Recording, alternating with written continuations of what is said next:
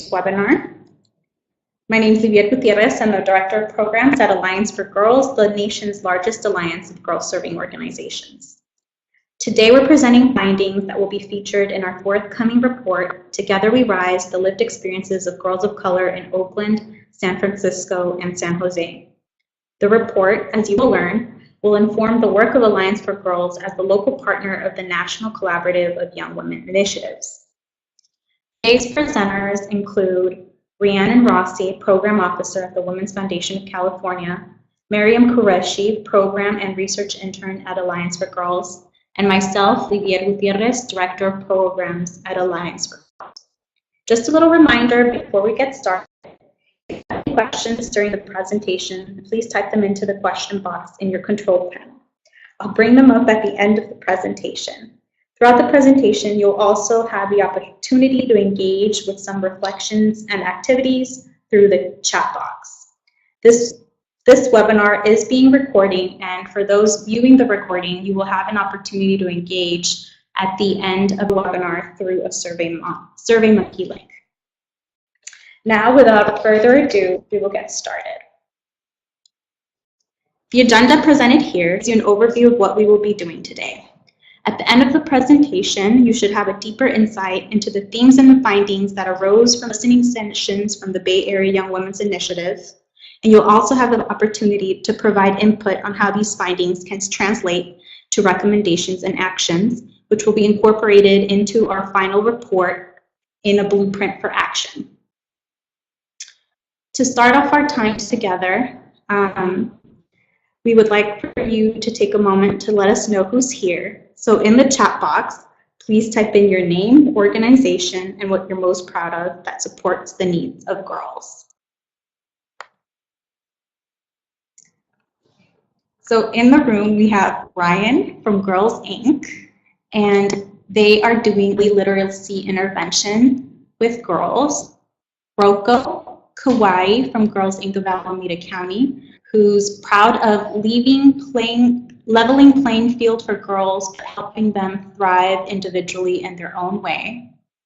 Kim from Skate Like a Girl, who's creating an inclusive community by promoting confidence, leadership, and social justice through skateboarding.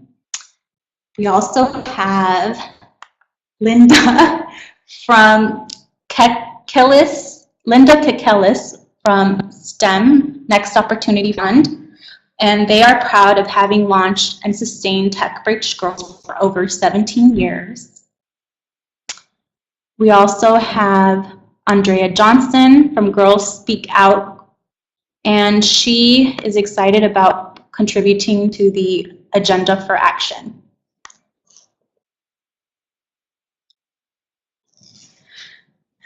Okay, thank you, everyone. So we're going to continue to move on with the presentation. Please enter in the chat box. Feel free to continue entering in the chat box. But right now, I would like to hand the mic to Rhiannon Rossi, who will be giving you an overview of the National Collaborative of Young Women's Initiatives and the Together We Rise report. Thanks, Livia. My name is Rhiannon Rossi, and I'm the Program Officer at the Women's Foundation of California. And the Women's Foundation of California is honored to partner with Alliance for Girls on the Bay Area Young Women's Initiative. As some of you may know, the Bay Area Young Women's Initiative is part of a national group of 8 women's funds across the country. As the first collaborative of its kind, the National Collaborative of Young Women's Initiatives, or YWI, works to address the core structural issues that kept too many of our nation's low-income young women, particularly young women of color, from reaching their full potential. We look forward to continuing our work with Alliance for Girls to galvanize resources and create partnerships to advance equity and outcomes for young women of color in the Bay Area. Thank you, Rhiannon. Miriam will now start with a grounding activity. So before we got into the research findings, we want to start with an activity that really centers our mindset on the experiences of girls. On the following slide, you're going to see some experiences that are derived from the actual experiences that we heard from the girls themselves during the listening sessions. In the chat box, you can indicate which of the experiences you've witnessed in your work or in your daily life, and 1 or 2 words that sum up your response or feeling to each experience. So the first one is, you are 13 years old and scrolling through Instagram. You see picture after picture of small waists and curvy hips and wonder if you'll ever be beautiful.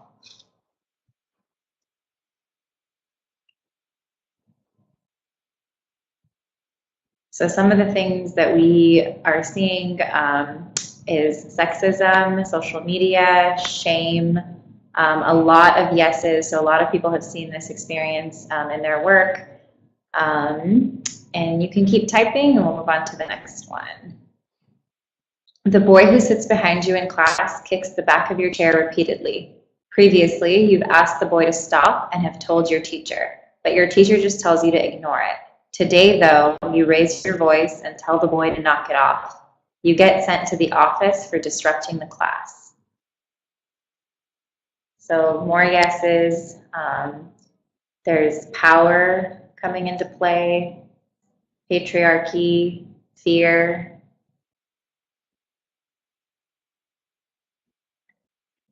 All right, third one. You're the only girl in your family and are responsible for completing your homework, taking care of your little brother, and helping your mom cook dinner. You don't think it's fair that your older brother doesn't have to do these things.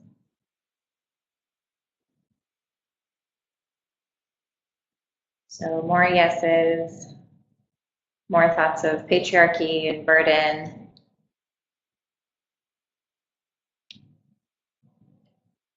And the last one, you're taking the bus home from school. As you walk down the aisle to find a seat, a man looks up at you and asks you to smile. You ignore him and keep walking, but he puts his hand out and blocks your path. You look around for some support, but everyone is looking away.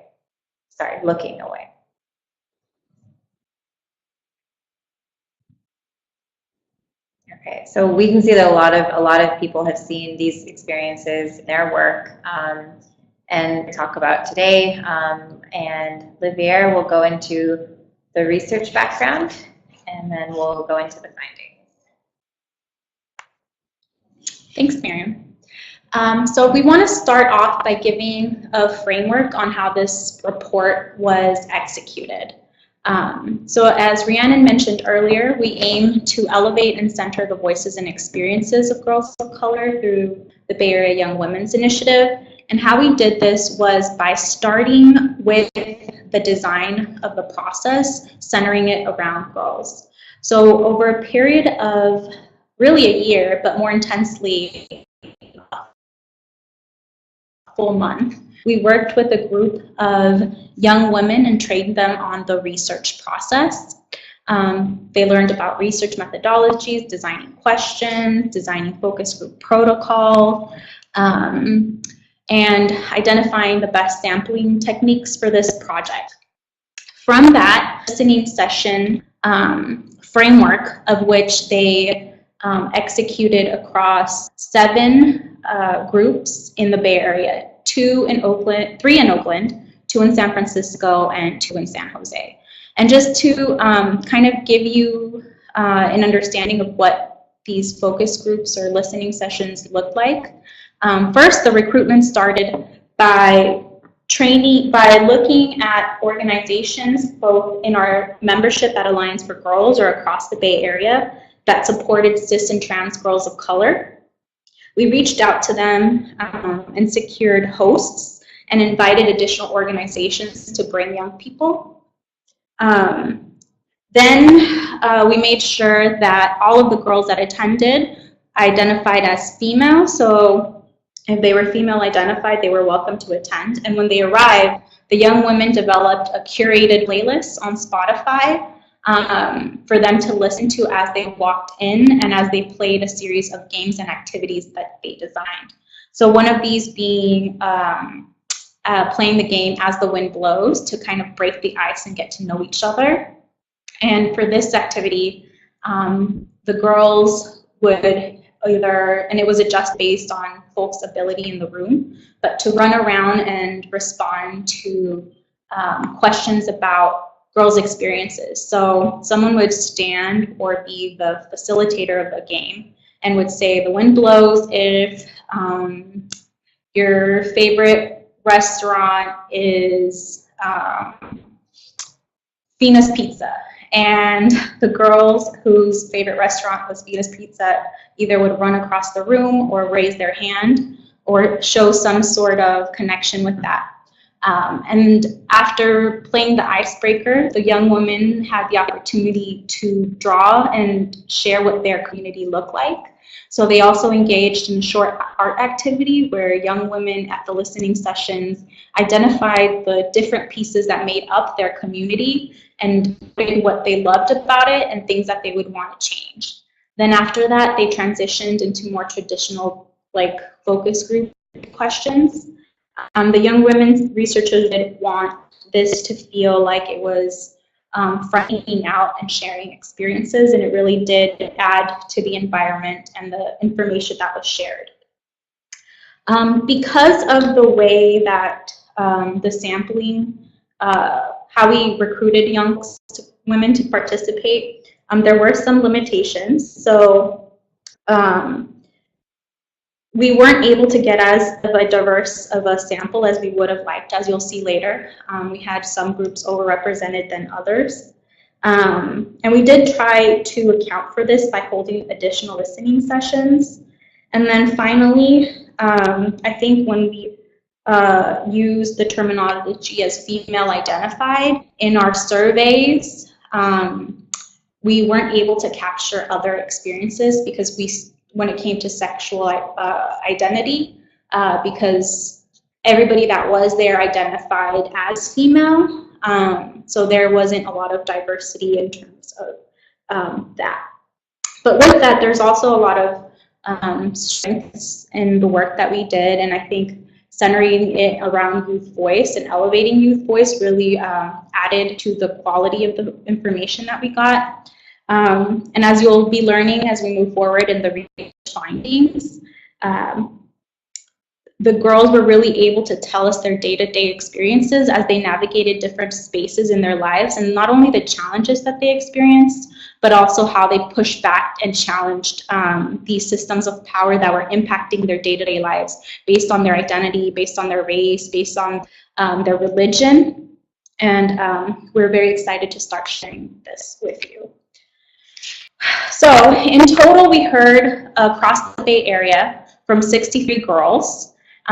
They shared their struggles, their dreams, recommendations for change, and we're happy to start sharing some of their stories with you here today, with a particular focus on the San Jose community. So in terms of sexual orientation, a large portion of girls identified as straight, but in the survey that that the young women decided, they had the option to opt in and fill in their own sexual orientation and how they chose to identify. 5% chose to identify as queer or lesbian. 5% said that they did not know. 3% said that they were mostly straight. 2% were bisexual, 1% refused to answer the question, and then 13% just did not respond to the survey at all. And again, this is from a total of 63 girls. The majority of the young women we heard from were Hispanic. As we shared earlier, this was something we tried to address midpoint to diversify the sample representation. But a majority did identify as Hispanic. Here you'll see that Middle Eastern shows up as 0%, and that's just the Excel rounding down. We had one young woman who identified as Middle Eastern in the 63 total that participated. 89% of the participants identified as female, with 11% who did not respond. And one of my favorite questions, and one of our favorite questions, even the young woman who designed this, was asking participants to share their dreams. So the focus really focused on addressing what is getting in the way of these accessing these dreams. But we really had the opportunity to hear from the young women what their dreams were. So here you'll see that in the purple are dreams related to girls in their career. So 39% of the girls had a dream that related to their career. One shared that she wanted to be a CEO. Another wanted to dance with famous people. In red at 19% were dreams that had to do with recognition and financial stability. One girl said that she wanted to be famous, that she wanted to be known, and that smiley face is a smiley face that she filled in. And then just another kind of dream that girls shared was that they really wanted to, at 11% in the orange, to be a role model and give back to their community. So here a young woman shared to inspire others that come after and learn from the ones that came before.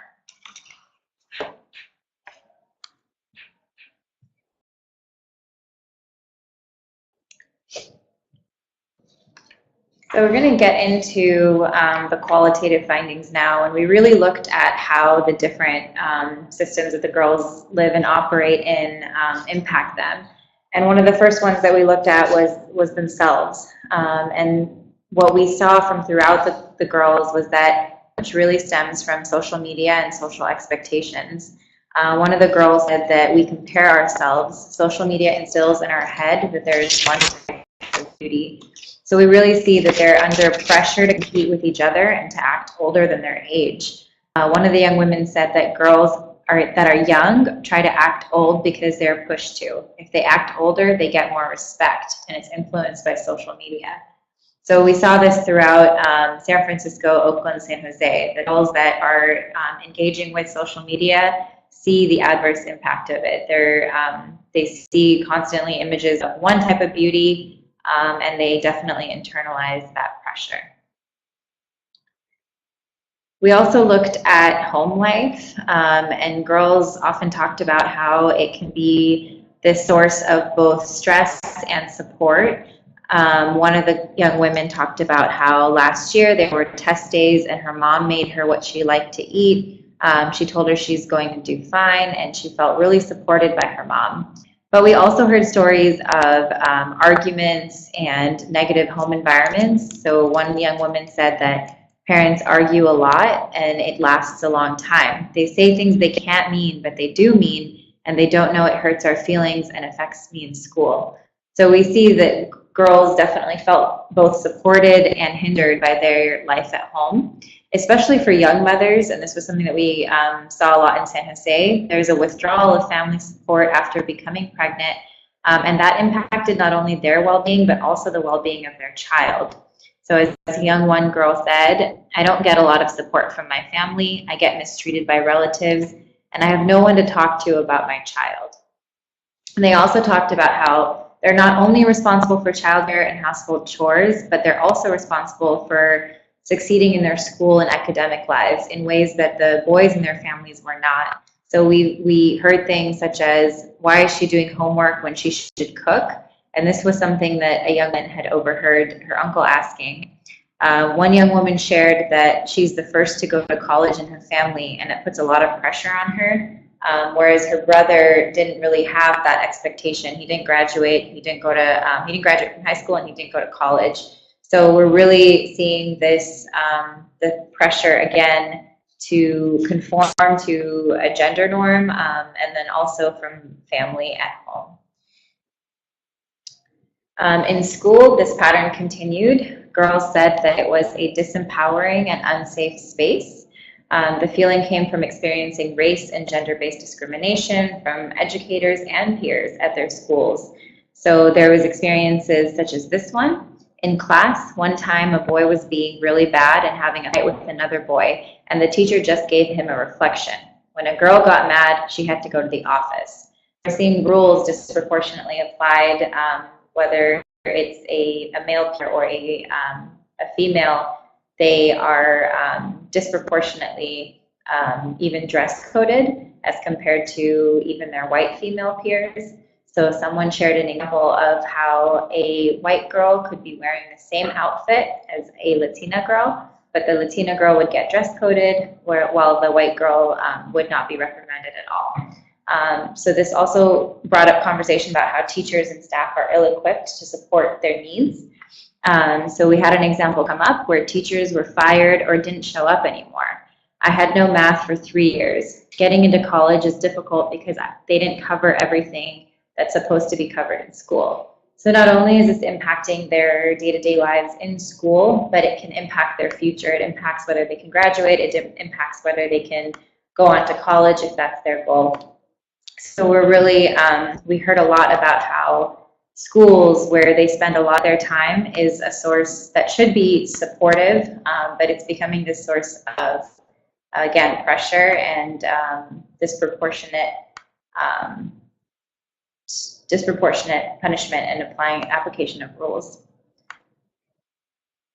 So we also finally looked at the community and the public spaces in which girls live and operate. And throughout all of the listening sessions that we held, we heard stories of sexual harassment in all of the public spaces, but especially public transportation. So one young woman shared the experience of sitting in the back of BART. A grown buff man sat behind me. I got off on San Bruno. He got off too. I started walking. I see that he was following me. I stopped and he stopped. I walked into my best friend's house. He followed me. I had to shut the door on him. So these really scary experiences are happening on almost a daily basis. And the worst part perhaps is that onlookers pretended they don't hear or see the harassment. So as we heard from one young woman, we cannot do anything to avoid it. There are so many people around and it happens on the bus. They hear you and they know, but they don't step in. They also said that they feel unsafe in their neighborhoods due to violence and drug use. In my neighborhood, there are a lot of people that do drugs. I usually have to take the trash out and I don't want to go outside alone even though there's a gate. I still feel scared in my neighborhood. So again, we're just hearing that the young women are facing a lot of pressure and unsafety and uncertainty, even in their own backyards. So Livia is now going to share some of the highlights that we heard from San Jose. Thank you. So again, today's webinar, Miriam went over our general findings in Oakland, San Jose, and San Francisco. And now I'm going to highlight some unique findings for the San Jose community. So in San Jose, we heard from a total of 15 girls, 4 of which were young mothers. The majority of the young women identified as straight, and the age range was between 16 to 19, with the average age of 17, and a large portion of the girls that attended the listening sessions identified as Latina or Hispanic. As Miriam shared earlier, teen mothers in particular note that they felt a withdrawal from family support. They also noted the cost of living as a major challenge in their day-to-day experience. In fact, in San Jose, one of the bigger dreams that girls shared was owning homes. So as one girl shared, her dream was to buy my mom her house, complete all my surgeries, and start my working career.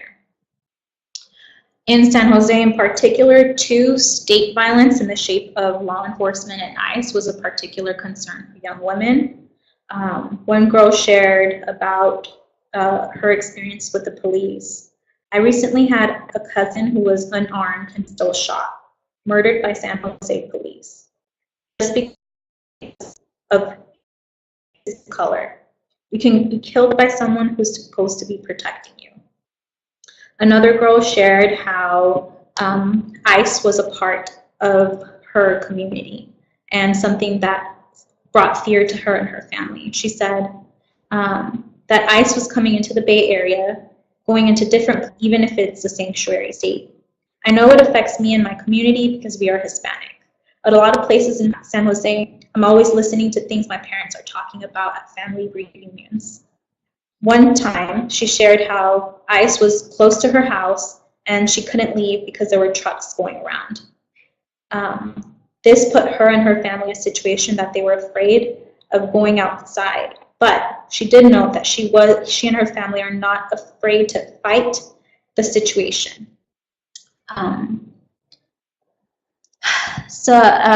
As shared earlier, the challenges with teachers was also particular for San Jose and young mothers. We had one young woman share how because she was a young mother, her teacher and her peers harassed her. So one teacher asked her that if she wanted to pass the class, she had to write and share an essay of how she didn't feel comfortable doing it, but she had to because her teacher asked her to. And once she did that, her peers started referring to her as the girl who had a kid and wouldn't even talk to her. Another unique dream among San Jose was that girls shared that they wanted to travel a lot. So they want to travel the world, visit all 50 states, and witness amazing views. So that is unique to San Jose. Girls also said they needed things. So Miriam, do you want to share what girls said they needed? Sure. So throughout the Bay Area, girls discussed a lot of different things that they need. And first and foremost, I think the one that we should highlight was respect. And they talked about how respect throughout their lives and where they live, where they go to school, where they travel to and from, they feel a lack of respect. They also want safe spaces that are just for girls. So this was in schools, in community organizations, in their daily lives. They want spaces that are safe for them to be able to be a girl, be with other girls. And they also talked about affordable mental health resources. They talked about organizations that support older women as well as young women. A lot of them were aware that there is a point at which they can age out of organizational support. So they talked about how support for older women was also important. They also talked about they often see that doesn't happen, and that was definitely pointed out consistently. They talked about peer support. They also talked about gender-specific resources, such as feminine hygiene products in schools. Some of them mentioned that whether it's because they have single fathers or lack of resources to buy feminine hygiene products, sometimes they find themselves without, and especially in times of need, they should be able to access them for free. Specifically to San Jose, they talked about community building events and resource fairs. They pointed out that there is a lack of programming that brings the community together. And that was something that was said by a lot of the girls that we heard from in San Jose. Again, mental health counselors and specifically human sexuality courses taught in school. And overall more funding for schools so that they have adequate and appropriate resources to meet the needs of girls. So they talked about things that needed, but the girls also talked about sources of support, and Livia will talk a little bit about that. Yes, thanks, Miriam. So the three things that girls shared that were working for them were their female friends and peers. They noted that when they were experiencing these challenges at school, at home, or in the community, it was really their female friends and peers that provided support or in some cases intervened for them. As one girl shared, I tell my friends since they're really supportive. Related to that are female family members and how they support each other. Mothers or older female figures in the family were a great source of support for girls. One girl shared, I go to my mother, she helps me, she always patiently listens. Mothers were also key advocates when it came to challenging issues happening at school. A lot of girls shared that it was because of their moms who went to the school and talked to administrators that some of the challenges that they were facing got addressed. But cousins were also supportive. So one girl said that I talk to my cousin because she goes to the same school and we have classes together. When someone calls me ugly, I tell her and she has my back. So in this case, this young woman's cousin really stepped in when she was being bullied. And her story is that she was being bullied by a boy. And when she told a teacher, they didn't do anything about it. And female friends and family members were also important people when it came to experiencing sexual harassment. As noted earlier, sexual harassment in public spaces was really a threat to girl safety, but it was a lot of time either a sister or a friend intervened or did something to help them feel safe when someone was pestering them on public transportation. Girls also shared that case managers and community organization staff were a great source of support to navigating their day-to-day experiences. They shared that organizations in the community were where they were able to talk to staff and get support with heavy topics. They also talked about community organizations connecting them to the resources that they need. So whether it was accessing BART waivers to support with transportation costs, or getting access to or referrals to unique services, community-based organization staff were a key component of that. So with that, we also want to open it up for questions. So just a reminder, please be sure to type your questions into the question box in your control panel. So we have a few questions here from earlier in the presentation.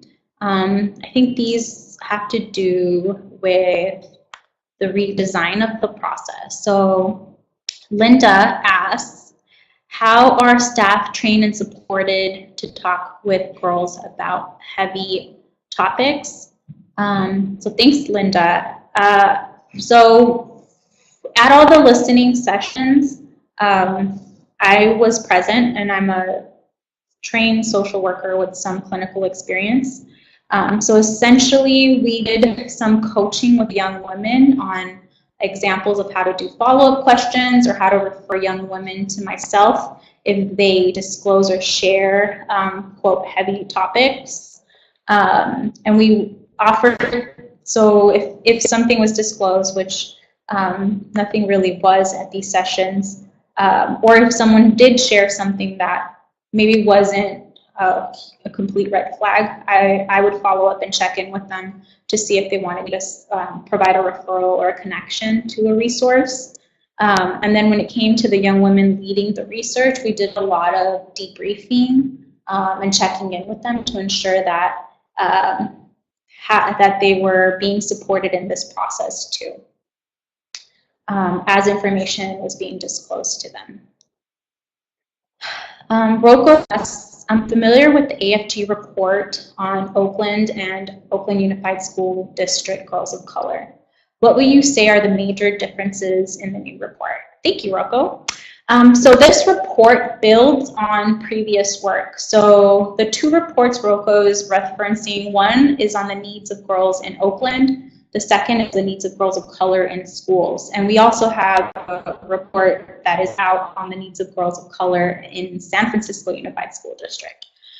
So this report has a lot of similarities and differences, but essentially what it's doing is building on this previous work, because as we were doing these reports in Oakland and San Francisco, we started to see patterns. More importantly, we started to see the need to look at girls' experience more comprehensively.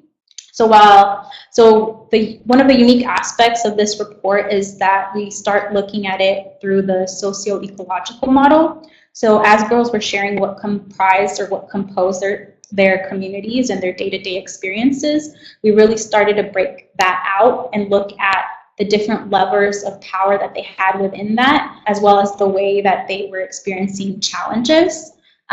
So included are their self, how they identify themselves and how they process the things impacting them, their experiences at school, which we had done before, hadn't done in San Jose, their experiences in public spaces, which we had done in Oakland, but not San Francisco and not San Jose, and their experiences within their home, which is something that we hadn't done explicitly. It definitely always came up in the schoolwork, but we really hadn't dedicated some analysis and focus and questions on that.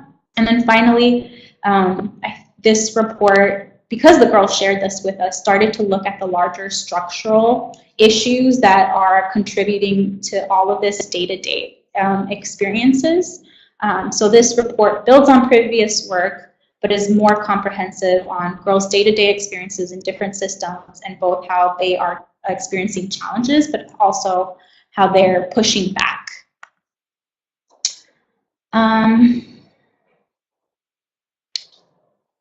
Someone shared that girls' lack of support for young mothers surprised them.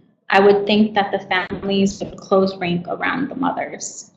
So we had a very small sample, but girls, like the other girls, their home life was both a source of support and a challenge. But for the young mothers in particular, they did note that the family withdrew support from them,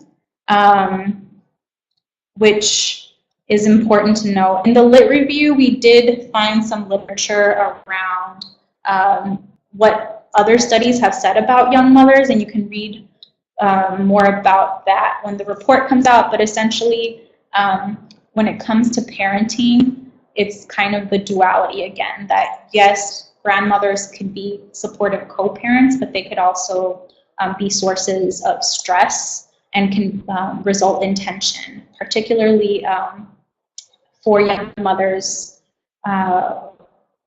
Yeah.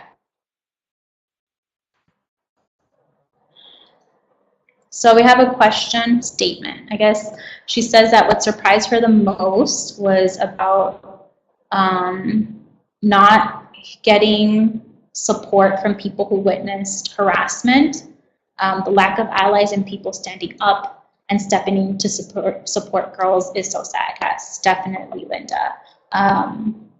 And we'll be talking about it a little bit more, but today you'll also have an opportunity to digest some of these findings and translate them into recommendations, which we'll use for what we're calling a blueprint for action that will be part of the report. And the young women that led the research actually were particularly appalled by this, because not only were they experiencing, but for Black girls in particular, they are losing their lives because of this lack of intervention by bystanders, but also the lack of safety that they're experiencing in public transportation. So they had some unique ideas on how to respond to that, which included education campaigns on BARTs and buses, and really challenging the culture of seeing and not doing anything.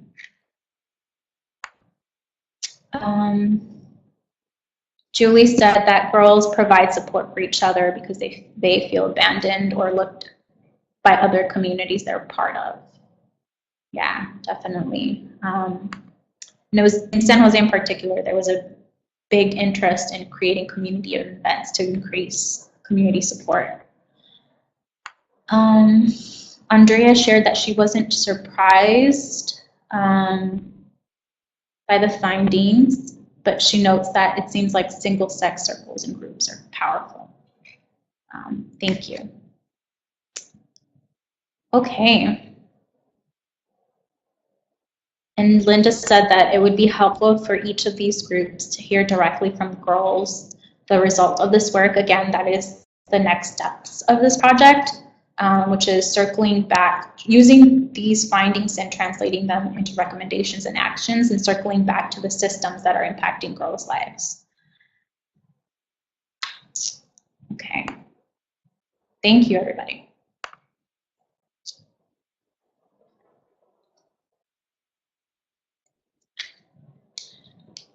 So,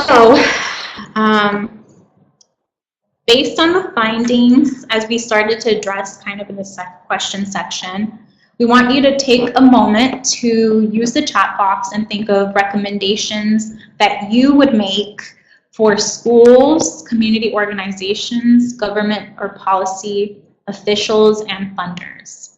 Is there anything that you would like to add that could support, that you feel would support the needs of girls of color in the Bay Area?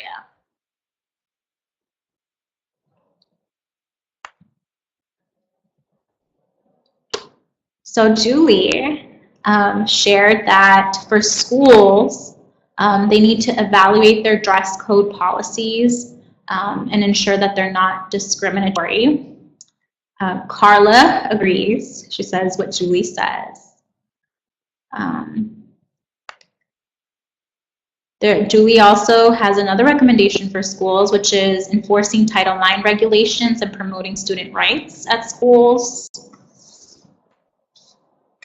There's also a recommendation for hiring and promoting women in leadership positions in community organizations and government agencies.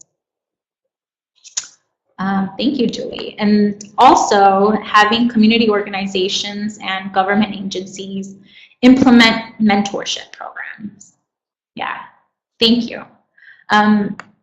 So if you are watching this webinar as a recording, there will be a survey monkey at the end where you can input your own thoughts and recommendations for the blueprint for action.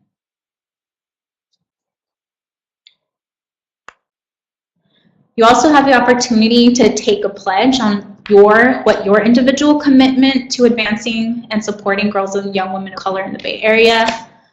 So if you have a Twitter, please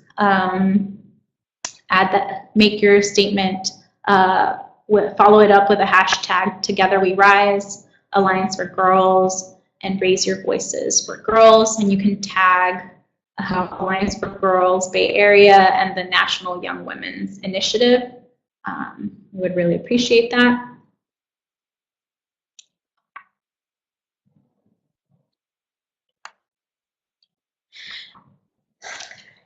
So to close, we really want to take this back to the title of the report.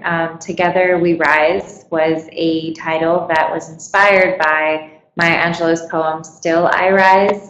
The girls that led research are the ones that came up with the title, and it really speaks to how girls in the Bay Area are thriving and growing despite the challenges they face, just like the girls that we learned from throughout the focus groups. And we hope that the poem serves as continued inspiration for all of us and for all of you, that continues to motivate and encourages us to keep going in support of the young women and girls of color in our communities. So just going to close with the poem. And there'll be a link to the SurveyMonkey where you can add in your responses and your recommendations. You may write them down.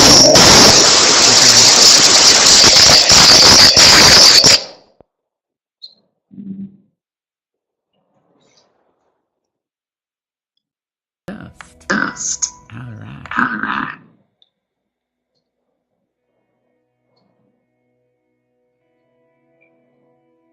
You may write me down in history with your bitter, twisted lies. You may trod me in the very dirt, but still like dust. I'll rise. Does my sassiness upset you? Why are you beset with gloom? Just because I walk as if I have oil wells pumping in my living room. Just like suns and like moons, with the certainty of time. Just like hope springing high, still I rise. Did you want to see me broken? Bowed head and lowered eyes, shoulders falling down like teardrops, weakened by my soulful cries. That's my sassiness upset you. Don't take it so hard just because I laugh. As if I have gold mine digging in my own backyard. You can shoot me with your words. You can cut me with lies. You can kill me with your hatefulness. But just like life, I rise. Does my sexiness offend you? Oh. Does it come as a surprise that I dance as if I have diamonds at the meeting of my thighs? Out of the huts of history's shame I rise. Up from a past rooted in pain I rise. A black ocean leaping and wide, welling and swelling, I bear in the tide. Leaving behind nights of terror and fear, I rise. Into a daybreak miraculously clear, I rise. Bringing the gifts that my ancestors gave. I am the hope and the dream of the slave. And so naturally, there I go rising.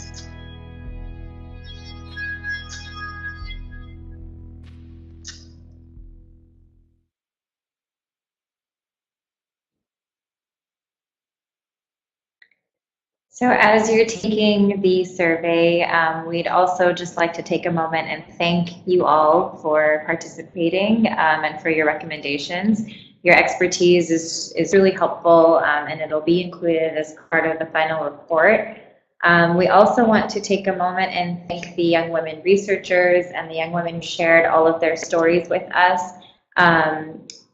Without them, this definitely would not have been possible. We also want to thank all of the people and all of the organizations who hosted and helped coordinate each of the listening sessions. And then finally, last but not least, the Women's Foundation for their continued support in the work that we're doing. Thank you all. Thank you for joining us. We appreciate you being here. And then just before you leave, whether that you're watching this live or recorded, please on the call to action and take a few minutes to complete the short survey and reflect on what you heard today. Thank you again for joining.